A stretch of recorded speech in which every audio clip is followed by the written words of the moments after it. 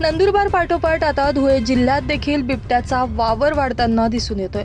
धुळे जिल्ह्यातील मोराणे गाव परिसरामध्ये शेतातील एका रिकाम्या घरात बिबट्या आढळून आल्यानं मोराणे परिसरात एकच खळबळ उडाली आहे। गेल्या काही दिवसांपासून मोराणे परिसरात जनावरांची शिकार या बिबट्याकडून केली जात होती। हा थरार सीसीटीव्ही कॅमेऱ्यातही कैद झालाय।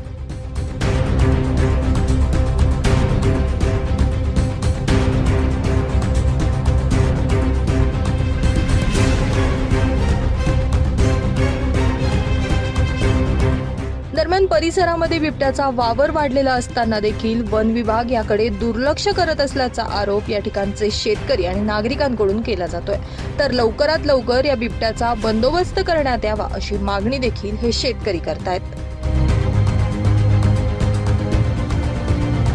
ब्युरो रिपोर्ट, माझा महाराष्ट्र न्यूज, धुळे।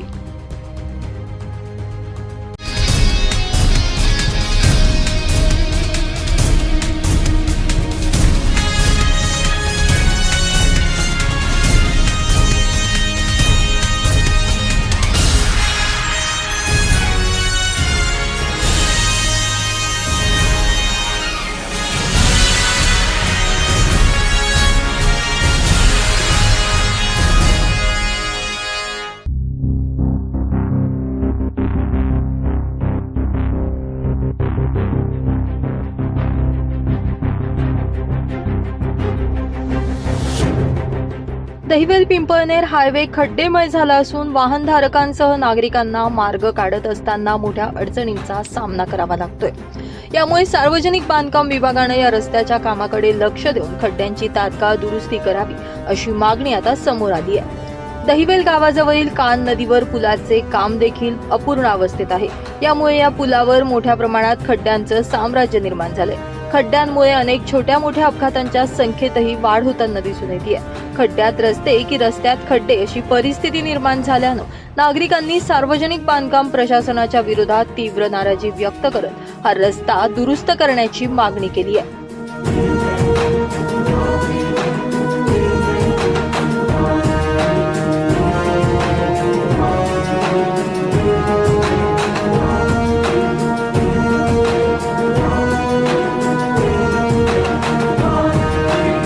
पवन चंदनशिव, माझा महाराष्ट्र न्यूज, दहिवेल।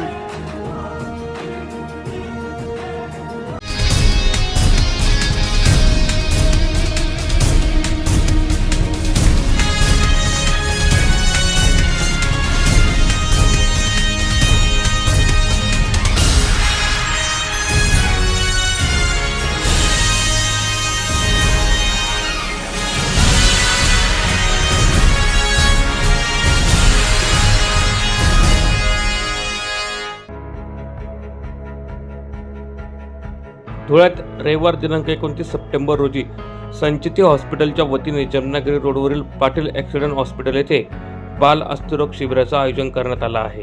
या शिबिरात पुण्यातील संचिती हॉस्पिटलचे बाल अस्थिरोग तज्ज्ञ डॉक्टर संदीप पटवर्धन व डॉक्टर विवेक सोडाई यांच्या प्रमुख उपस्थितीत लहान बालकांच्या अस्थिरोगाची तपासणी केली जाणार आहे। हे शिबिर पूर्णपणे मोफत असून या शिबिराचा धुळ्यातील जनतेने लाभ घ्यावा असं आवाहन IMA हॉल येथे झालेल्या पत्रकार परिषदेत डॉक्टर दीपक दिनकर पाटील यांनी केलं आहे। या तपासणी शिबिराअंती शस्त्रक्रियेची गरज भासल्यास योजनेतून पुण्यातील संचिती हॉस्पिटल येथे शस्त्रक्रिया केली जाणार असल्याची माहिती देखील त्यांनी सांगितली आहे। या शिबिराचे उद्घाटन IMAचे धुळे प्रमुख डॉक्टर रवी वानखडेकर यांच्या हस्ते होणार आहे। डॉक्टर दीपक दिनकर पाटील, धुळ्यातील प्रॅक्टिसिंग ऑर्थोपेडिक सर्जन आणि संचिती हॉस्पिटल पुणे इथला माजी विद्यार्थी, माझ्यासोबत माझे सिनियर आणि धुळ्यातले प्रख्यात अस्थिरोग तज्ज्ञ डॉक्टर झिंडे सर आणि डॉक्टर महाले सर। आज आम्ही इथे पत्रकार परिषद जी घेतली त्याचे दोन महत्त्वाचे उद्देश होते।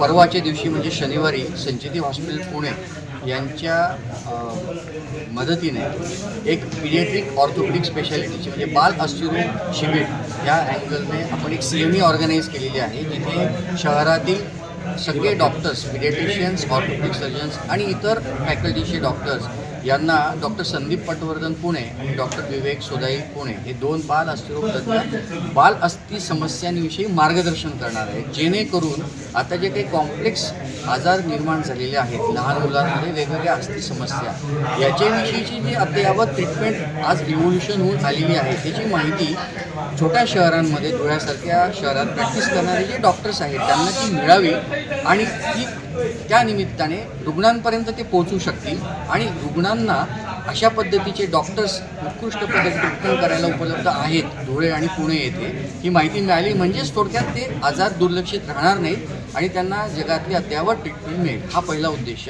आणि त्या अनुषंगाने त्याच्या दुसऱ्या दिवशी म्हणजे रविवारी दिनांक 29 रोजी माझ्या हॉस्पिटलमध्ये आम्ही मोफत बाल अस्थी शिबिर ठेवलेलं आहे.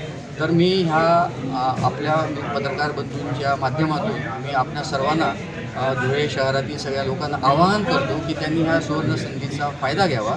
तिथे भारतातील नामांकित बाल अस्थिरोग तज्ज्ञ डॉक्टर संदीप पटवर्धन आणि त्यांचे सहकारी डॉक्टर विवेक सोदाई दोघंही रुग्णांची तपासणी करणार आणि लागणाऱ्या शस्त्रक्रियेविषयी माहिती देणार आणि ते पुढे कशा स्वरूपात कशा करायच्या कमीत कमी खर्चात योजनेमध्ये मोफत आणि जे अगदी क्लिष्ट आहेत त्यांना कमीत कमी खर्चात पुणे येते याची आम्ही सगळेजण धुळे ऑर्थोपेडिक सोसायटीच्या माध्यमातून आणि धुळे पिडियाट्रिक सोसायटीच्या माध्यमातून धुळे IMAच्या माध्यमातून आम्ही आणि संचिती हॉस्पिटलच्या माध्यमातून या प्रसंगी doctor Deepak Patil, doctor Yashwant Mahale, doctor Sanjay Shinde, doctor Tushar Kanade, doctor Surendra Zende यांच्यासह मान्यवर मोठ्या संख्येने उपस्थित होते.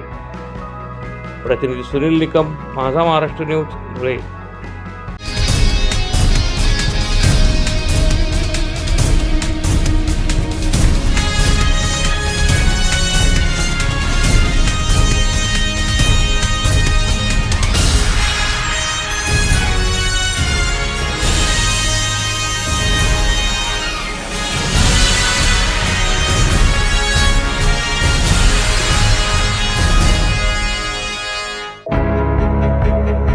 प्रभाग क्रमांक 4 मध्ये जय हिंद कॉलनी आणि गरुड कॉलनी परिसर या ठिकाणी नागरिकांनी माजी महापौर प्रतिभा चौधरी यांच्याकडे रस्ता काँक्रिटीकरण करून देण्याची मागणी केली होती.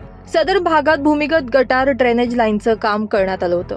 यामुळे सदर भागामध्ये रस्ता हा पूर्णपणे खचला होता. यात मोठ्या प्रमाणावर खड्डे देखील पडले होते. या भागात रस्ताच नसल्यानं या ठिकाणी नवीन रस्ता करण्याची आवश्यकता होती. यामुळे भागातील सर्व नागरिक, महिला भगिनी यांनी तत्कालीन महापौर प्रतिभा चौधरी यांना महापालिकेत निवेदन दिलं.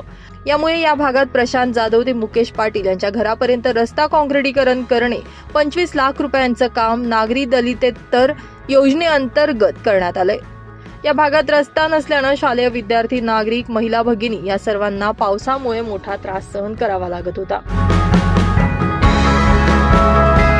आपल्या जय हिंद कॉलनी आणि गरुड कॉलनी या परिसरामध्ये प्रशांत भाऊ जाधव हे इथले ज्येष्ठ नागरिक VD पाटील सर आणि सिद्धेश्वर हॉस्पिटल गणपतीपुलापर्यंतच्या रस्त्याचं काँक्रिटीकरणाच्या कामाचा शुभारंभ परिसरातील आमचे सर्व ज्येष्ठ नागरिक यांच्या उपस्थितीत करण्यात आला आहे. यामध्ये आमचे आदरणीय NK अण्णा पाटील साहेब, तसेच निलिमा पाटील मॅडम, मुकेश काका, तसेच आपले गिरीश भाऊ, प्रशांत भाऊ जाधव, गौतम सर, परदेशी काका या परिसरातील सर्व ज्येष्ठ लोक उपस्थित होते.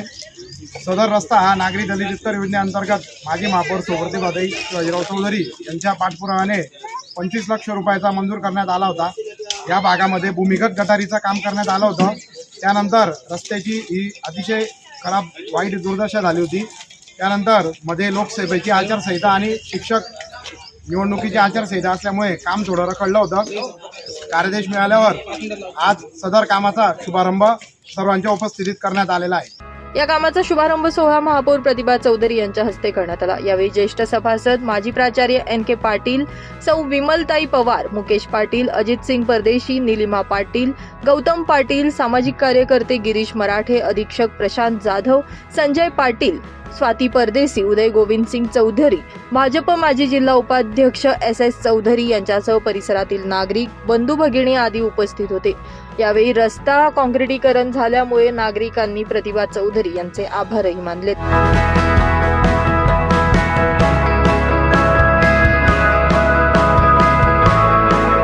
सुनील निकम, माझा महाराष्ट्र न्यूज, धुळे.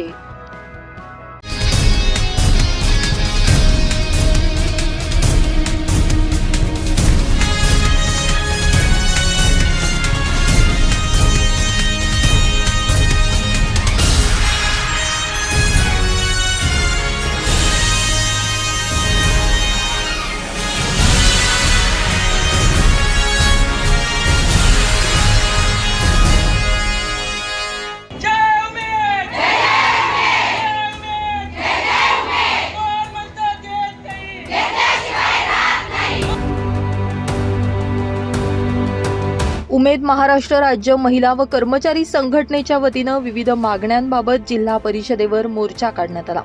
यावेळी विविध मागण्यांचं निवेदन जिल्हा परिषद अध्यक्ष धरती देवरे यांना देण्यात आले। तर धरती देवरे यांनी देखील सदरच्या मागण्या शासन स्तरावर पोहोचवू असं सकारात्मक आश्वासन दिले।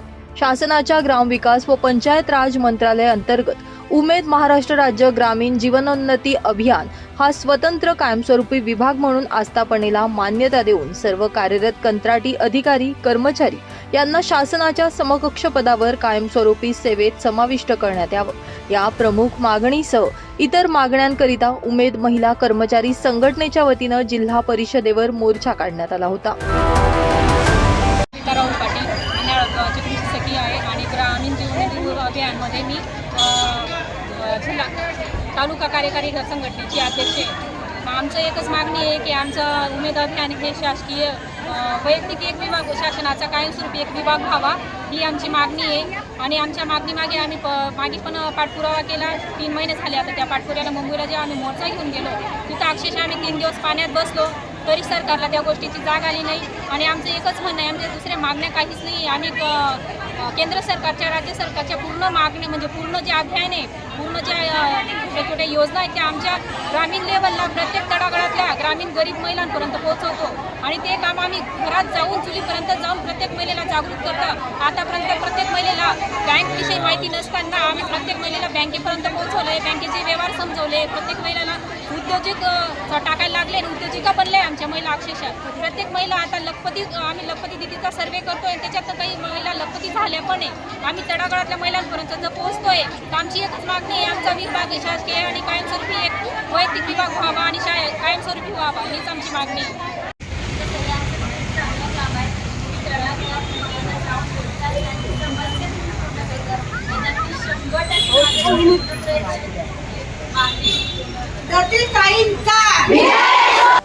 या प्रसंगी संघटनेच्या अध्यक्षा कविता राहुल पाटील, ज्योती गुलाब शिंदे, शीतल पाटील, ज्योत्स्ना पाटील, मनीषा पाटील, वंदना धनगर, पुष्पा माळी, संगीता भदाणे यांच्यासह महिला मोठ्या संख्येनं उपस्थित होत्या। पवन मराठे, माझा महाराष्ट्र न्यूज, धुळे।